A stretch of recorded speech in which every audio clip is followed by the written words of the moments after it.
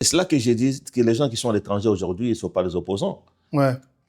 Quand on est opposant, il faut affronter. On a vu. Est-ce que, de moi à vous, pensez-vous qu'aujourd'hui, il y a une dictature au Congo plus que quand c'était avec Mobutu, qui tuait les gens, les grands léopards. Mais on a vu Etienne Tshisekedi qui passe à l'Elia ou faire face.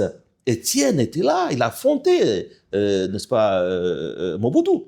Mais quand vous êtes acteur politique, faites l'opposition, vous fuyez le pays, vous parlez à 1000 km Non, mais du pays. Etienne Tshisekedi avait était aussi parti en exil avec sa famille. Hein. Le président le dit à plusieurs reprises.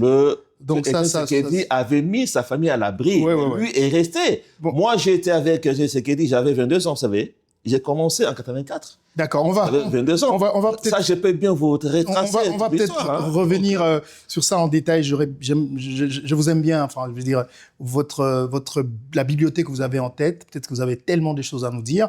On va passer à un autre sujet parce qu'on n'a pas beaucoup de temps. C'est un sujet qui est brûlant en République démocratique du Congo. Changement, révision de la Constitution. Vous êtes parmi les gens qui soutiennent cette modification de la Constitution. De quel côté vous vous trouvez et qu'est-ce que vous voulez changer? Je peux dire que je suis le premier à avoir initié ces débats en 2020. J'avais même, dans le cadre de mon parti travailliste, effectué des voyages à travers différentes provinces pour accueillir des signatures. Et j'avais eu plus de 100 000 signatures que j'avais déposées à l'Assemblée nationale.